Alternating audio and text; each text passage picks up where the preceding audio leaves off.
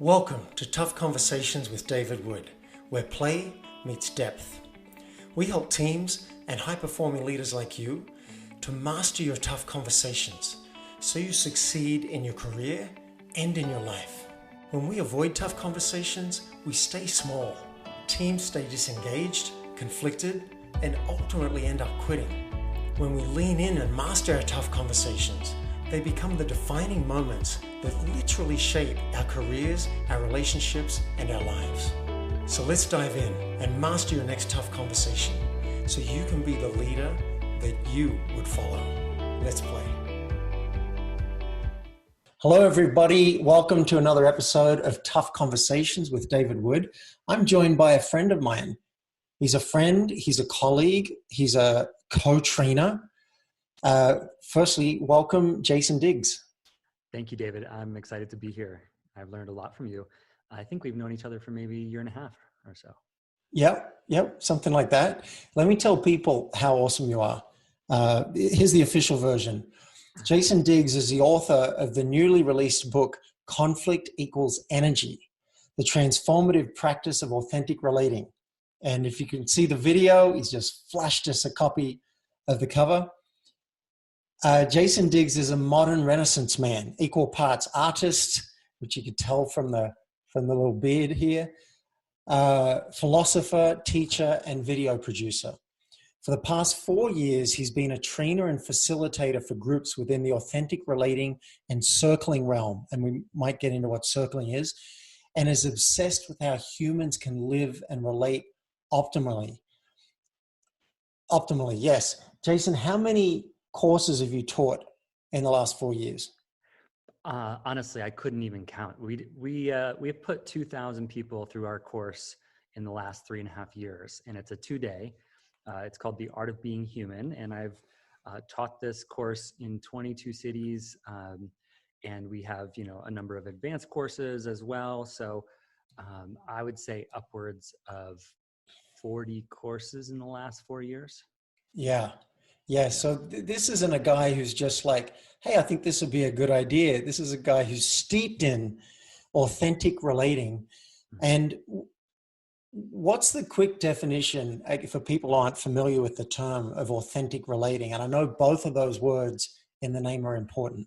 Yeah. It's a set of tools and practices that allow us to have deep and rich, authentic relationships.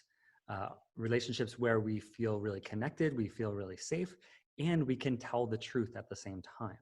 And so the practices aim to be really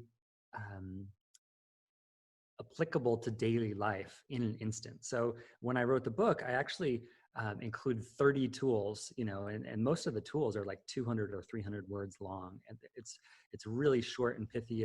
It's a very extensive body of knowledge that's been developed by multiple teachers over time.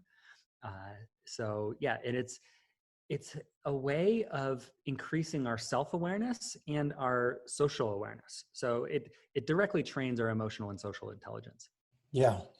And listeners, what we're going to get to in this episode is we're going to get to how conflict equals energy and how you can take advantage of conflict and the energy that's produced instead of running from it. But I want to dig into this just a little bit more. One thing I got, because I'm relatively new to the authentic relating movement, I met you, Jason, about 1.5 years, 2 years ago while assisting for a similar kind of course. Mm-hmm. And I was like, wow, this stuff is cool. And then I met Laurie Lazar, who runs your nonprofit arm of authentic relating and goes into prisons. And I've been doing that.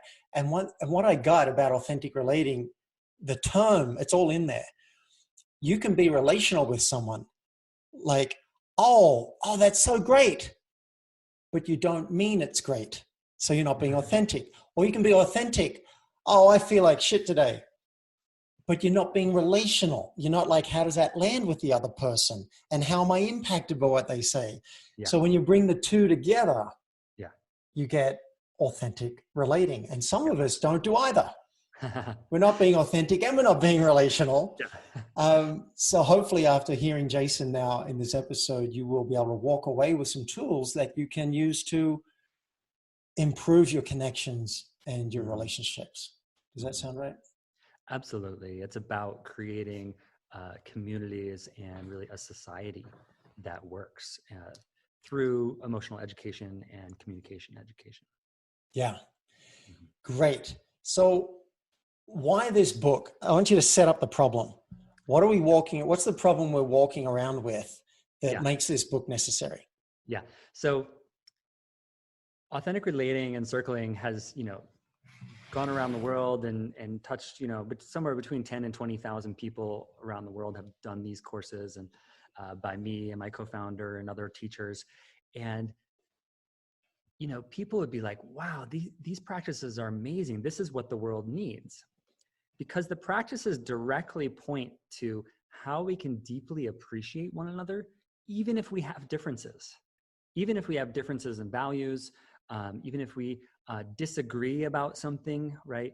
The practices point to directly how we can welcome that difference and accept it, acknowledge it, and even eventually learn to celebrate it. So uh, the problem that I think humans are walking around with that sets us up for authentic relating is that none of us received education on how to handle conflict.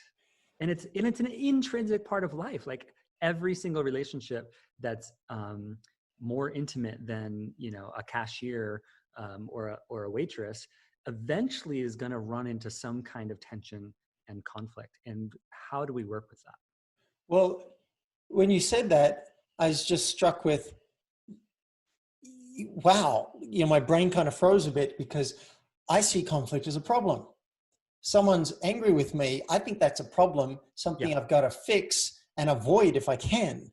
And Yeah. what you seem to be suggesting is there may be something else available than seeing it as something wrong. There's a lot more available. Yeah, conflict can really be the doorway to more connection, more clarity, even clarity about like what I stand for and who I am and where my boundaries are. Right, can come Huh. through skillfully navigating conflict. But I think there's actually Wow. a really good reason why we avoid conflict. I think there's a really good reason why we tend to frame it as a problem in our human nervous system. It's like we encounter, some kind of relational challenge, or we find out that someone at work is talking about us to someone else at work in a negative light, and like what happens? Our nervous system contracts, and we experience emotional pain. Right.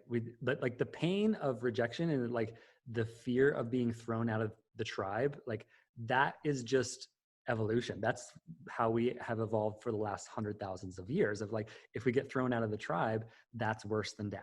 Yep. Yep. Because it's shame, banishment, then death.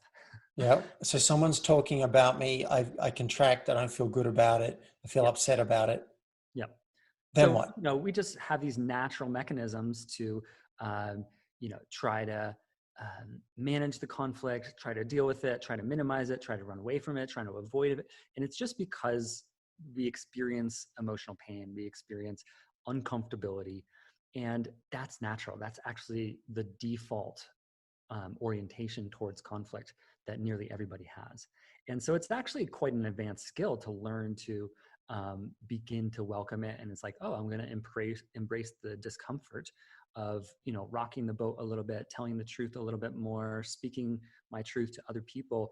And then once we get a little bit of evidence that that actually can lead to more connection, can lead to more clarity, can lead to more creativity or teamwork, then eventually the advanced skill is to be able to like celebrate it. Like, oh, there's something tense happening here. Like that means there's more information for us as a group and for me as an individual to learn from. All right. I could see that a beginner step might be to tolerate it Mm-hmm. and accept it. All right. Like my landlord's angry at me. Or as you say, someone at work has been talking about me, and that doesn't feel good. So the first bit would be like, all right, I accept this. And then you talked about our own feelings and learning something like about my own values. Is there a checking in with oneself that happens somewhere here? Mm-hmm. Yeah, there's a tool in the book that I call emotional clarity.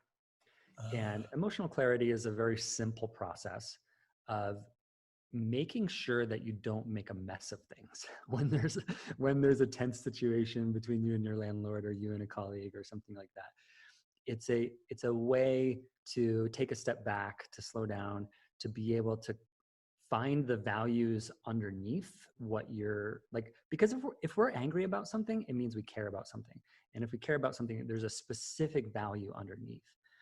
Whether that's like, I care about people treating each other with kindness, or I care about integrity, that we do what we say we're gonna do, or I care about efficiency. It's like the reason we might get angry is because we care about efficiency a lot. It's like one of our top priorities. And someone else, it's like their number 9 priority. They don't really care about it that much. And actually, that's okay. well, I have a little challenge with that last bit. Sure. So a light bulb's going off for me. Yeah. Recently, I got a bit upset, not hugely, but a bit upset with a friend who's holding a party during the pandemic. Mm-hmm. And I was like, what are the safety precautions? Is there an outside area? Can we wear masks inside? And my friend said, I think a mask inside would kind of kill the vibe. And I was upset. Mm-hmm. I was upset, like, why aren't you, protecting people Mm-hmm. from what could happen? And then also, secondly, why aren't you supporting me in wanting to be safe, instead of like, it probably wouldn't be a fit for you if you want to do that, don't come. Mm-hmm. But hearing you speak, I'm realizing I can get clear that I have a value on doing what's responsible for all, like what's going to serve all, not just myself. And I Yeah. don't always follow that value. I don't always act in alignment. So I'm often out of alignment. And then I'm annoyed that this person is doing it. Mm-hmm. But getting to the point like, okay, I have a value on this and they don't, and that's okay. I do get stuck at that, to be honest. I'm like, Yeah. but you're a conscious person. You should think this way. Yeah. And if you want to change someone's values, that always works, is to tell them what they should think, right? um, I think it's a more advanced skill. And the way that I come to that is like, actually what makes a very healthy community is a diversity of values. Like, if some people in the community are valuing compassion and kindness, and putting their attention out and taking care of others, right? And other people in the community are more focused on themselves and more focused on like vision, like where are we going as a community 2 years from now. That's just a division of labor. And like, we all have these value systems that have these rankings inside of us. And what I found, and the reason I'm speaking about this, is because I'm pretty sure at least 90% of all conflict and tension happens because of a difference of values. Wow. Mm-hmm. Yeah, And if that's, you could actually use that as a cue to explore, what are you valuing? And I might not come to the same solution, or I might not agree with you, but I can honor that you're coming from this value, right? yeah. And look, I want to play devil's advocate in this interview because, Mm-hmm. providing the contrary viewpoint gives us a chance to really explore it. Mm-hmm. In that circumstance, I did actually check in with this person and I said, have you thought this all through? I know I'm taking a risk here, but I want to ask if you've thought about this. And then I checked for impact, because I didn't hear anything back. And I said, I want to check for impact. How was it for you to hear that? And we've had a bit of back and forth, and it turns out they had thought this through and they've been doing research, and they just had another viewpoint Mm-hmm. about the pandemic. And that helped. That had me feel closer and trust this person more, because I realized I didn't really know what was going on. I'm so glad I checked in rather than you are doing everything wrong, because I am clear. I've made some mistakes in the past. You're wrong. I'm right. Let's go from there. Yeah, we all have those defense mechanisms. They're just normal. Like, when we feel threatened, it's like we want to assert our perspective stronger. We want to assert it more. And yeah, it's so interesting. If we can use these opportunities to get curious about who the other person is, and it's actually a safe assumption that they're different than you, that they experience the world differently, they have a different set of values.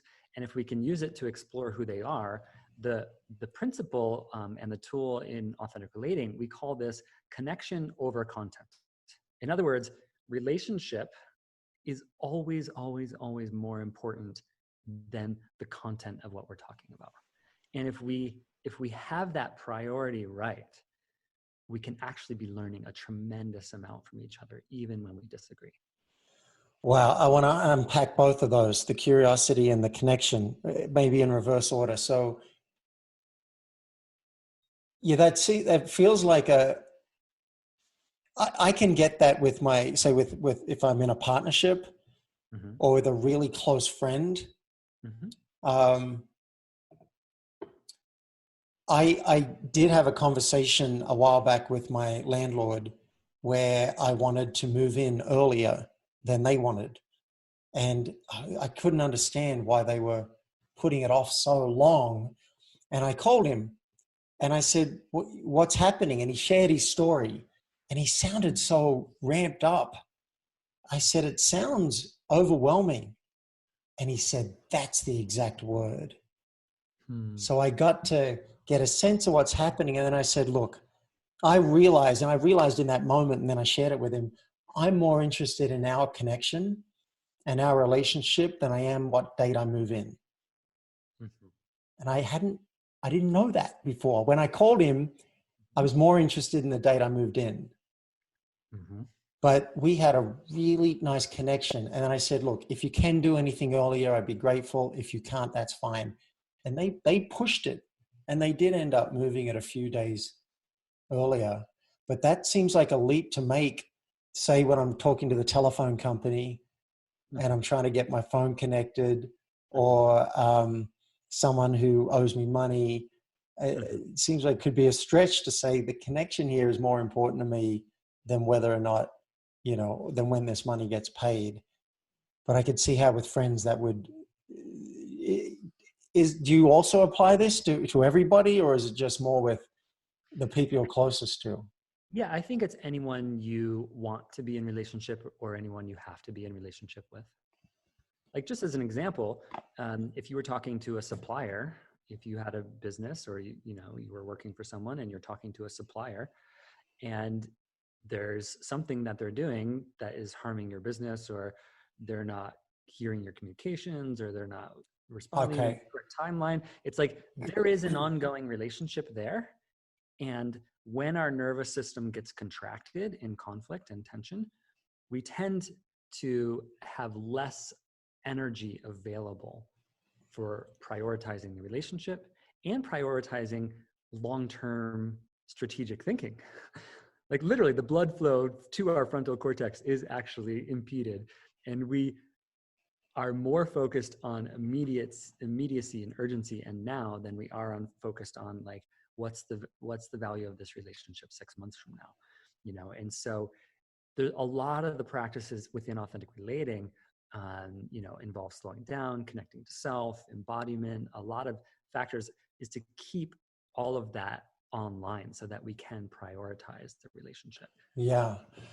Well, it's funny, I'm going to debate with myself now, because that does make sense to me, that I would more prioritize the relationships that I'm invested in and that I want to invest in. And if it's, say, a vendor or a supplier or something short term, I might not prioritize that. But then is it also possible that in the moment, if I do prioritize the relationship, I might increase the chances of getting what I want?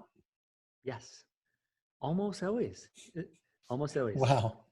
All right. So I just went round in circles and came back to, might always want to prioritize it.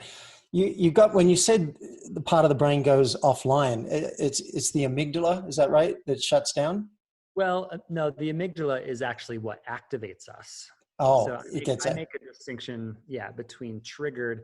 Triggered would mean highly activated.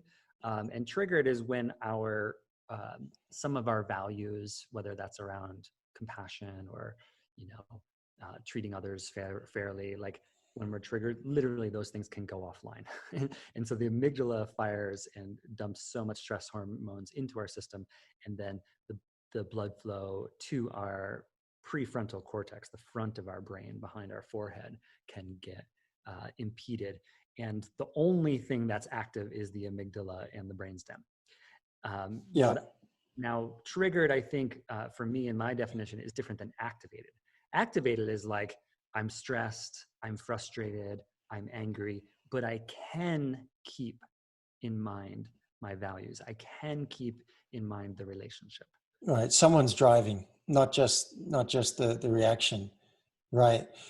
This is having me think about, I was trying to think when do I lose it? Because I rarely lose it. I'm Australian and I'm very left-brained.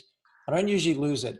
But there was a time a couple months ago when I'd been trying to track down this company to make an appointment to come and fix something. I like to know when people are coming. I like to have control. And they did not respond. And then the guy shows up at my door out in the mountains. And I was annoyed. I was angry. And it wasn't productive. I can tell you that. The guy's come here to fix something. And he didn't have a lot of customer service skills. He said, well, you can call another company. They're probably as busy as we are, and they might not get to you for 3 months. It's up to you. That didn't calm me down. I was so pissed at what was happening. But then I was able to at least name what was happening. And I said, give me a minute. I'm angry. This is unexpected. It's not what I wanted. It's probably not your fault. Oh, I also said, I called and I left a voicemail. He went, maybe. I said, you're saying maybe I left you a voicemail? Like, anyway, I said, you're here to do the job. I'd appreciate it if you got, I mean, it took so much. I still didn't like the guy and didn't want him in my house, but I wanted the thing fixed. But I can imagine in some other situations or some other people, they may not be able to do that. And then guy's going to leave and then you don't have a heater fixed. Yeah. Yeah. Just naming out loud or narrating what's happening for us. That's a really helpful tool to like help calm ourselves down.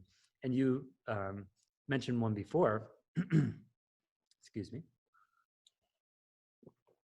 You mentioned one before, which is if someone else is activated to do reflective listening, just say what I hear you saying is, right? And so this is a very skillful way to listen, is to make sure the other person feels validated, make sure they're being heard. It's a strategy for slowing the conversation down to reflect what you're hearing. And it automatically brings people out of a triggered state, or it reduces their level of activation, and we can just have a much more sane conversation. So it sounds like you were almost authentic relating yourself.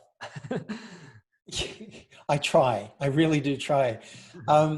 Yeah, I love that tool of reflective listening. It's so powerful. And just if anyone's listening and thinking, if I do that with my wife when she's really on a roll, she's going to take my head off. If I say, what I hear you saying is, you know, it's quite a, you know, 60s progressive hippie thing to say. When we went into the prisons and they said, you could not say that, one thing that we came up with that was easier for them was, can I say it back to you and make sure I got it right? And I have never had someone say no to that. Yeah. So I like that. Make sure I'm understanding you. Yeah. Yeah, make sure that's good. Make sure I'm understanding you. I'm taking notes here. I really like this. I've got connection over content, naming what's happening, the emotional clarity. So wonderful. I know when I want to have a tough conversation with someone, one of the things that makes it tough is I don't really know what's going on inside me. Yeah. I just know I wish they hadn't done the thing and I want them to stop. Yeah. But I can't name why or what's happening in me or, you know, whatever. So getting that emotional clarity sounds like a really important piece. I notice I'm feeling upset. It may not be your fault. I'm blaming you, but I realize it may not be your fault. I like that. And then could you say, like, as we start to wrap this up, could you say more about curiosity? Because if I'm upset, I'm just like, I'm right, you're wrong, you need to change. Where does the curiosity fit in? Well, curiosity is a muscle. You know, same thing with appreciation. I think of curiosity and appreciation as like two emotional muscles or heart muscles that we can deliberately practice and deliberately exercise. And that's what a lot of the authentic relating tools do is, you know, we're naturally curious when we are at ease or having leisure, or we meet, you know, that one person who's inherently interesting to us. We naturally get curious, right? Children are curious all the time. It's just a very innate part of our being. But as adults, it can get covered over with a lot of roles and responsibilities and expectations and all these things. Well, authentic relating gives us specific tools on how to practice curiosity and bring it into our lives more often. We call this assume nothing. So checking our assumptions, right? Our brains are actually designed very interestingly to rapidly pattern match, like from our past to the present moment and extrapolate to the future. Right. So Yeah. if anyone ever says to you, I don't have any expectations here, my suggestion is you don't believe them, because actually our brain is really designed to create expectations. Yeah, it's practical and it's efficient generally. Yes, exactly. And expectations and assumptions are one of the primary reasons we get into trouble in relationships. It's one of the primary reasons that we misunderstand each other, that we end up in conflict. And so therefore, the natural practice of like, I believe this, but I might not be right. So let me check in and check my assumption. Like that's an example of bringing curiosity to an expectation or bringing curiosity to an assumption. And if you start doing this, you will be able to like head conflict off before it starts. You'll be able to get, you know, learn more about people, even if you've known them for a long time, and learn more about yourself, I believe. Check yourself before you wreck yourself. Yes. You heard Check it here. before West you. Side. All right. I like it, man. Would you hold up the book for us again? Conflict Yeah, sure. equals energy. And So I'm yeah, curious. Yeah. And, can I talk about the book for a second, or pardon? can I talk about the book for a minute? Or Please. yeah. So it's written in a way that is very user-friendly and practical. You know, we talked about maybe 4 or 5 of the tools in the book, but the book actually has 30 specific tools and 12 games and exercises and a few other different processes and principles like connection over content and things like that. And the last third of the book is all of the what we call the conflict transformation tools. But the first 2/3 of the book is all about creating connection, community building, you know, knowing ourselves deeply, and that's all, you know, creating the kinds of relationships that we want, and that's really what paves the way to being having masterful communication, which is to be able to handle conflict and tension. And believe me, you know, it's like there is a huge opportunity of gold inside of every single conflict. I believe this so strongly. And if we can bring skillful communication, and even take advantage of that opportunity, like 30 or 40% of the time in our lives, that's going to be amazing. Like, you know, we're always going to mess up sometimes. Conflict is hard for everyone. But if we can really learn to tell the truth without blowing up our relationships, and we can actually have deeper relationships and more lasting bonds with each other. I want to read this quote from the book. Yeah. Conflict is a dense energy packet from the universe that can be difficult to decipher, but it points the way to exactly the lessons we need to learn in order to grow. Where can people buy this wonderful book, Jason Diggs?